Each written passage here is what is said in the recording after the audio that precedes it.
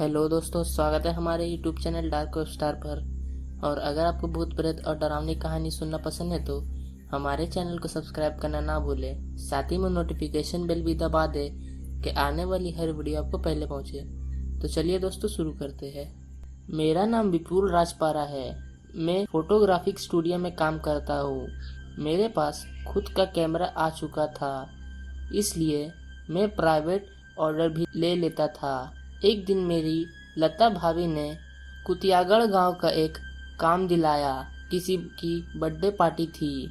आने जाने का अलग से पैसा मिल रहा था और फोटोग्राफी का भी अच्छा पेमेंट मिल रहा था, इसलिए मैंने काम के लिए तुरंत हाँ भी भर दी। दिक्कत सिर्फ यही थी कि पार्टी देर तक थी।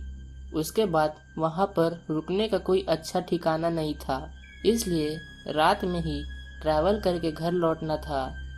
काश उस खौफनाक रात की याद मैं अपनी ज़िंदगी में मिटा सकता था।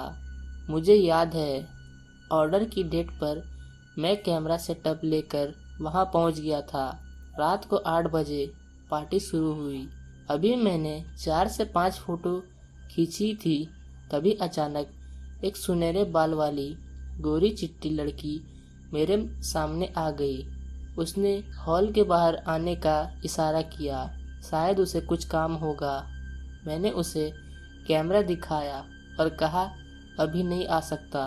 फिर कुछ देर बाद सारी फोटो खींच लेने पर मेरी नज़र उस लड़की को खोजने लगी। तभी अचानक वो मुझे घर के बाहर थोड़े दूर पर नज़र आई।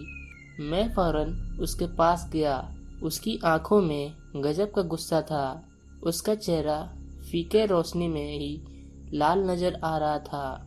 मैंने कहा सॉरी, फोटो खींचने थे इसलिए नहीं आ पाया। आप यहाँ क्यों खड़ी है? अंदर नहीं आना है क्या? कुछ देर तक वह मुझे ऐसे ही घूरते रही। उसके बाद वो झाड़ी के और इशारा करने लगी। मैंने हाथ से इशारे से मना किया और घर की ओर चले आने को कहा। अब उसके चेहरे पर गुस्से की जगह नाराजगी का हाव भाव था। उसने हाथ से इशारे से ही मुझे लौट जाने को कहा। मेरे देखते ही देखते वो झाड़ी के पार चली गई। मुझसे रहा नहीं गया तो मैं भी उसके पीछे पीछे जाने लगा। मैंने उस वक्त अपनी बेवकूफ़ी का अंजाम तक नहीं सोचा। कुछ देर चलने पर गुप्त अंधेरा सामने आ गया। मैंने अचानक से बेचैनी का महसूस करने लगा। मुझे खूब पसीने आने लगे। अब मेरी दिल मुझे चेतावनी दे रहा था कि कुछ बुरा होने वाला है। मेरा फ़ोन जेब में पड़ा था, लेकिन कपकपाहट के मारे मैं उसे ऑन तक नहीं कर पाया। अचानक मेरी नज़र भूरे पत्थर पर गई। ऐसा लग रहा था कि वहाँ पर 2 लोग बैठकर बात कर रहे हैं।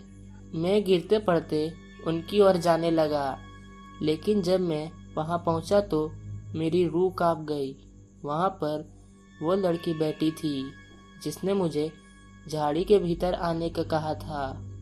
अब उसका विकराल रूप मेरे सामने था। एक धड़ पर 2 सिर वाला भयानक नज़र देखकर मेरी चीख निकल आ गई।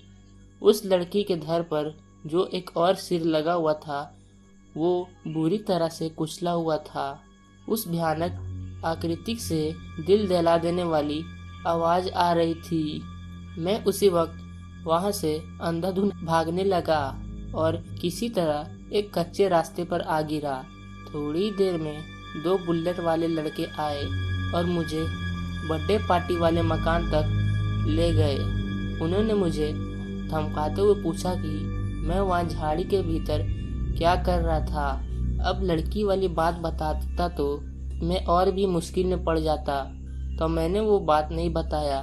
तभी अचानक उन्होंने मुझे जोड़ का चाटा मारा और कहा कि फ़ोटो वापस देने के लिए भी यहाँ पर मत आना। उन्होंने मेरे पैसे दिए और फ़ौरन वहाँ से चले जाने को कहा। मैं उस जगह से तो लौट गया, लेकिन इस घटना के बारे में पता करने पर रोंगटे खड़े कर देने वाली सच्चाई पता चली। उस घर के मालिक ने ही परिवार के साथ मिलकर अपनी जवान बेटी और उसके प्रेमी को मौत के घाट उतारा था। कहा जाता है उन दोनों को वहीं कई झाड़ी के भीतर मार कर गाड़ दिया गया था। तब से उन दोनों की रूह एक धड़ और दो सिर के साथ भटक रही है। वहाँ झाड़ियों में आए दिन मरे हुए पक्षी और जानवर भी पाए जाते हैं।